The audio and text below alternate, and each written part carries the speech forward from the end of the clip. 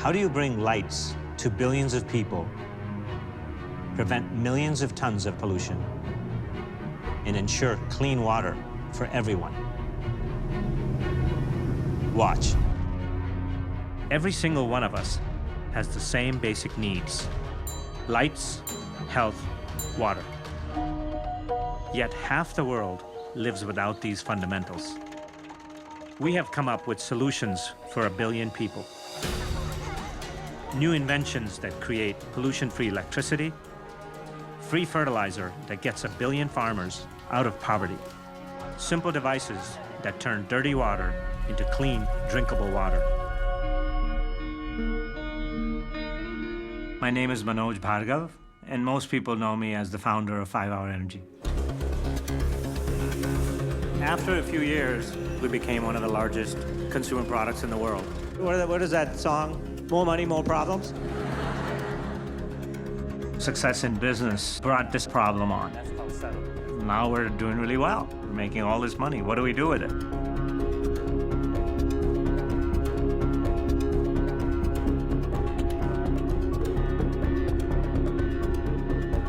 I was taught if you have wealth, the duty is to help those who don't. So we went out across the world and said, okay, let's do something for people that have less. So we have this invention shop called Stage 2. The purpose of Stage 2 is to make useful things for those who are less privileged.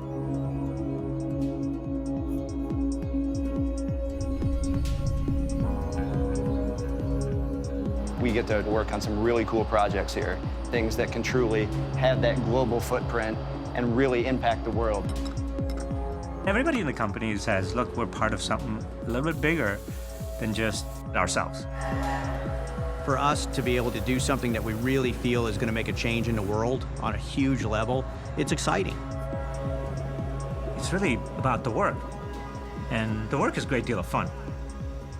The problem is we have so much stuff. What do you do first? So you got to do the really big stuff first. What has the most effect on population? A couple years ago, we came out with a documentary about some things that we were working on. Now, some of this stuff is in the field, and it's actually picking up steam. The last documentary was the story of what we've been doing. This is the story of what we've done.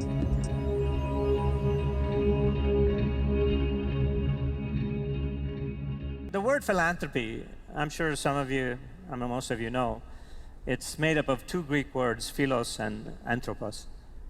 It means service to humanity. Philanthropy is for what I call the unlucky third of the world.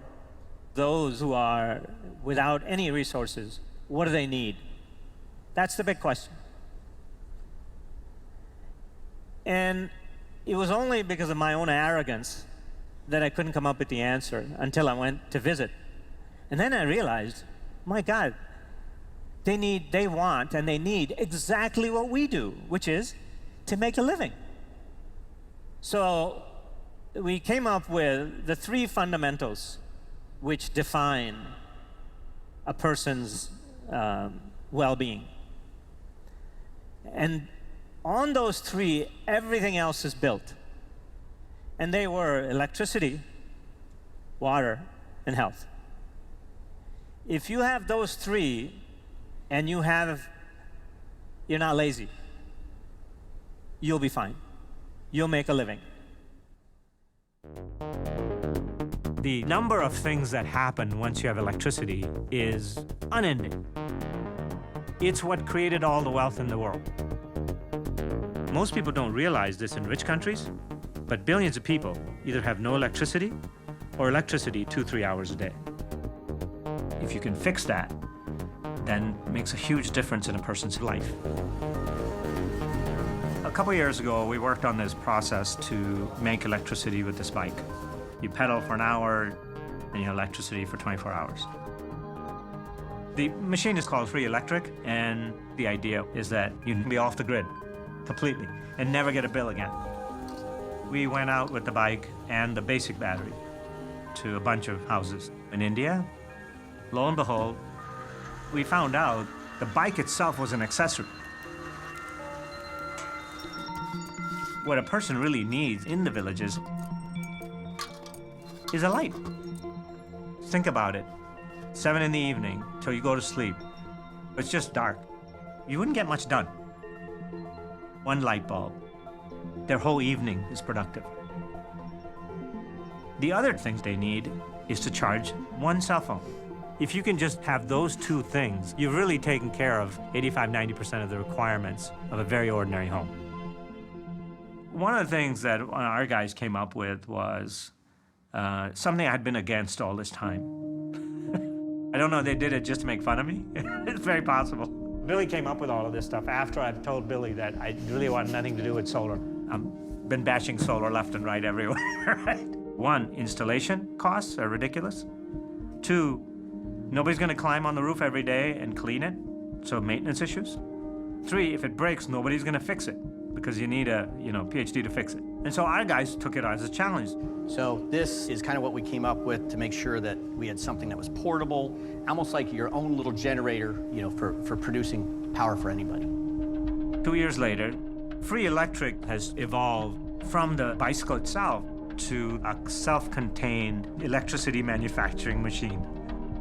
We created the Hunts Power Pack for households that don't have reliable electricity. With this, they will never get an electric bill again. It's lightweight, has a built-in spotlight and room lights.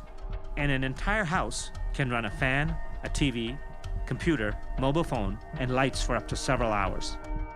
It's built to last.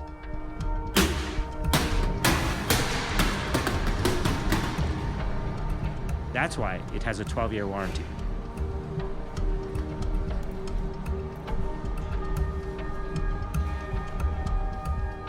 And best of all, we have ways to charge it so the electricity is totally free.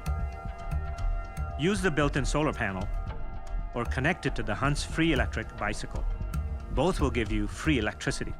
You can also charge it off your standard wall socket, but that will cost you money. If ever we get to a point where there's a zombie apocalypse, you will have a cell phone. And you will have lights in the house.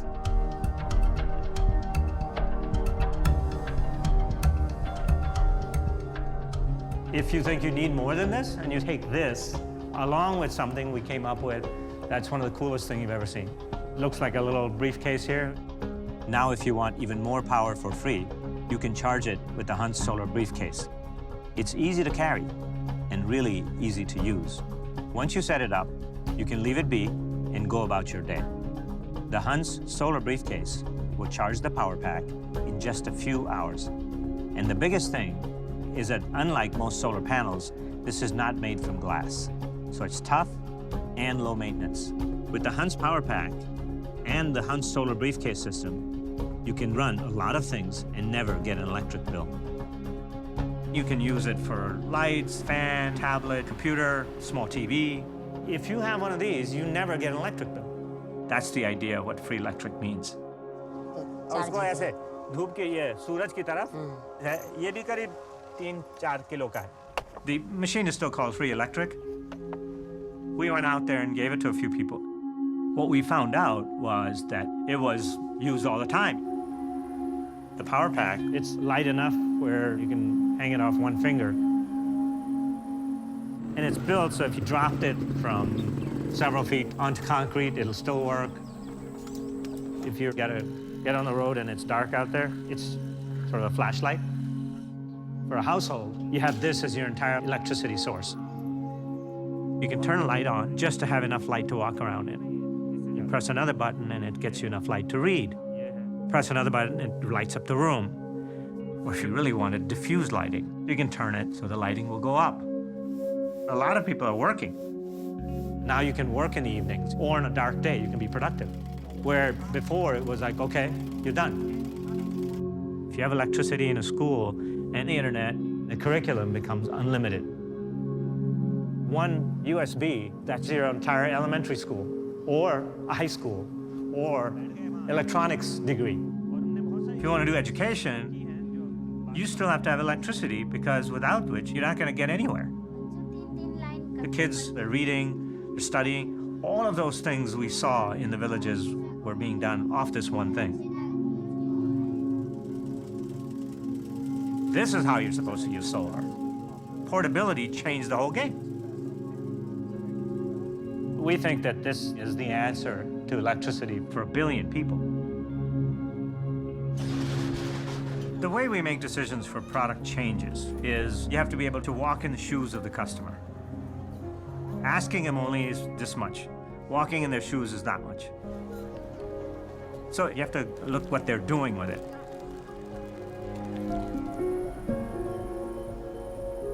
People say, okay, do you now believe in solar? I believe in a solution. If something works, I'm there. If it doesn't work, it's out. I wish I was smart enough to go right to the end. It would save a lot of money. But unfortunately, we have to go through all the stuff that didn't work, all the stuff that was marginal, and then finally get to something that we say, yes, we have it. There's a word that people use a lot, that's passion. Passion is one of those things, after you get hit in the face a few times, you think, let me go be passionate about something else. What you really need is determination. Determination is an old-fashioned word. What it means is, no matter how many times you fall on your face, you get up and you do it again. And that is the definition of somebody who wants to start a business. If you can't do that, you know, there's an old saying in the United States, they say, if you can't stand the heat, get out of the kitchen. Same thing here.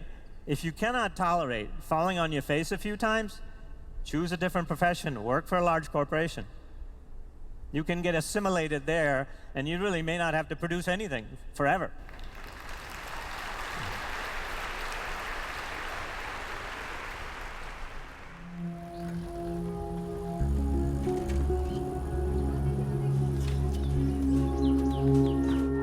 The question is, how do we save 1 billion lives? Well, there are more than 1 billion rural poor. What we are about is providing opportunity for them.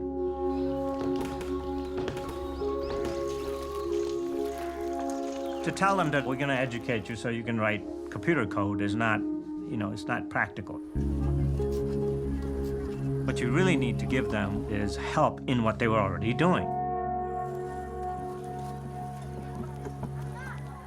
We found out the biggest thing that they knew how to do was farming. The largest costs for a farmer are fertilizer, urea and other chemicals. Then there are seeds, pesticides, and diesel. They end up giving 98% of the money to these 4 things. So now they're living on 2%, barely able to survive. And actually, there are tens of thousands of farmers every year commit suicide because they can't survive. If you can just take the fertilizer out, which costs 20%, they went from 2 to 22%. So they upped their amount of the money they were making by 10 times, just by doing that. इसमें से 3-4 पलटाई हैं, मतलब एक बन चुका है। जी sir. There's a way that we discovered that you can make your own fertilizer in 18 days. It's a layering system. We're calling it Shivansh. This fertilizer costs nothing. It's made from stuff that's lying around. You take just a couple of things, basically agriculture waste, and then green material like leaves. And then the third big material that's used is cow dung. So you have this big pile, and you have to turn it every couple of days so that it doesn't sort of eat itself. You'll have different piles at different days, and they'll look different. And then the material that's in it gets really hot in there, creates this reaction. And slowly it turns all of that into this incredible fertilizer that actually smells like almost like fresh tea. We went out to the farmers and we said, let's take 50 farms and let's test it. Some of the people, their land is just dust.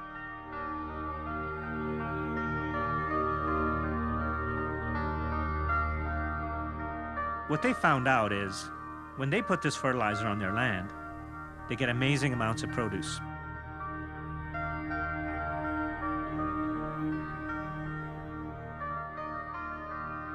So you're making fertile land.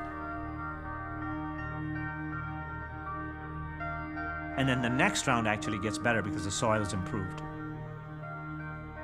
And then the produce that comes from it is just better. It tastes better. Everything is better about it. It's actually a really simple thing.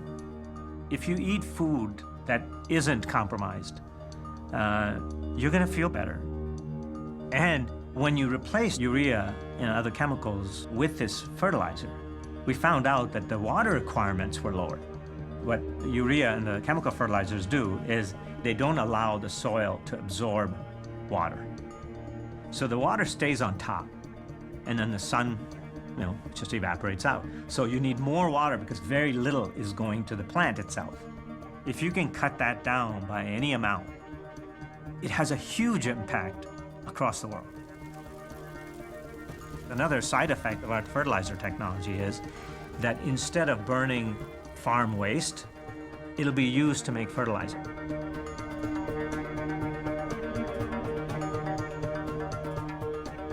So all of a sudden, all of that pollution is prevented.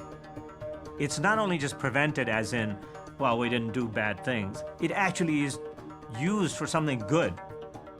And like I've said before, nature's always smarter than we are. Nature said, well, if you have any brains at all, please use this. And we said, no, we have no brains, we're gonna use chemicals, right? So the solution was already just sitting there. Take the stuff that's the waste product from agriculture and use it again to grow more. Sometimes what happens is when you make a change at the very base, the fundamental level, everything works above it. This fertilizer affects all of the things that we were trying to address. You're affecting water shortages, you're affecting incredible amounts of smoke pollution, and you're getting healthier food, and the farmer's making a living. People started finding out, oh my God, the results are amazing. So it started to go viral. We went from 50 to 40,000 farms. I already have interest from Africa, Indonesia, a bunch of other places that can use it. So it'll go worldwide. We have a booklet that we've made, just a picture book. And if you follow the instructions, you can make it yourself. And we'll give out millions of these. We're actually gonna put it on the internet, every piece of it, for free to everyone. So we expect in the next 10 years, maybe 15 years, to be in millions of farms. So those farms will no longer have to buy fertilizer because this process is completely free. It'll affect 1 billion people with this basic and simple technology. Asking the right question is the biggest issue. You have to know what to do. If you don't know what to do, you can't do it. So the thing that everybody has to learn how to do is make sure that the questions are correct. For example, if somebody says, what's the most efficient way to dig this hole? Right? You say, is it shovels? Is it bulldozer? What is it? The real thing you should ask is, why do we need a hole? Or is there a better way to get, what are you trying to do first, and then go to the question? So really going backwards into finding out what the question is the real way to do it. If you learn anything, it'll be that.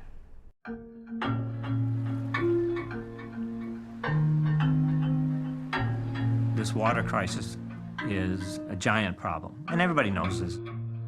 As global economies advance, so does global demand for water, but we only have a fixed supply of the precious resource. The UN says 2/3 of the world's people will live in water-stressed areas by 2025, the result of increasing demand, increasing populations, and the effects of climate change. I don't think most people realize that only 1% of the water on the planet is actually clean water. Secondly, 1 out of every 10 human beings on the planet do not actually have access to safe, clean drinking water. Is it a public responsibility or is it a private responsibility? I think the answer is going to be a combination of both, but somebody's got to take the lead. If in a village, the only water you have is water that's not really fit to drink, you can't say, I'm not going to drink water. You got to get clean water.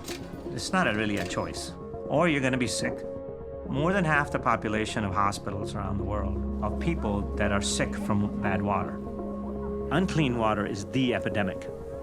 All other health initiatives have marginal value. Water is healthcare. It's as simple as that. What we were working on 2 years ago was RainMaker, which was the big unit that converted seawater to freshwater. We're still working on it, and we've made huge strides. We reduced it down in size by 75%. Even though it looks really complicated, this is after years of making it simple. Right? A couple years ago, we thought turning ocean water to fresh water was really critical. Then came along something else. There are huge pockets of people, tens of millions, 100 million, that have tons of brackish water, but they have a really hard time with getting fresh water. What brackish water is this. In a huge part of the world, when you dig a well, what you'll get is this water which is slightly salty and filled with minerals. It's not for drinking and you can't use it for agriculture. That's what brackish water is. Sort of like seawater light. And amazingly, it's all over the world. We've figured out a way to turn brackish water into fresh water, both for drinking and for agriculture. We call it the RainMaker for brackish water. It's basically a water filtration system we've developed for use at the village level. The whole unit is pretty small, completely self-contained, and requires very little power. Pretty much the amount you need to run a hairdryer. And it works really fast. It can process 20 to 40 liters of water per minute. The filters can last for years. And the biggest thing is that you can use this machine immediately. You just attach it to the well, and it's ready to go. The brackish water project leaped ahead of the ocean water because you just have a well, and all you do at the end of the well, you put this machine on and you're done. Some real tangible benefit that people can get immediately. Whereas ocean water, the amount of permitting required is huge. That's why it's a more practical solution in the shorter term. And then the other stuff that we're doing is called gray water machine. Gray water is basically dirty water, bacteria-filled water, sewage water, anything that's just nasty but not salt. RainMaker for gray water.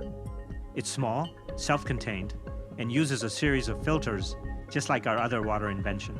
But instead, this one purifies gray water and requires even less energy to operate. It also works super fast and is low maintenance.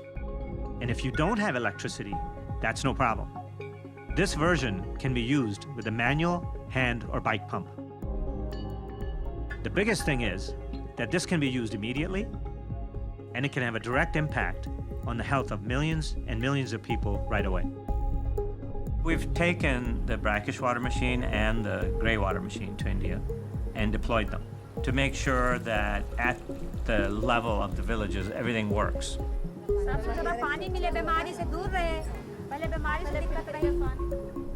And so it's 3 levels of water.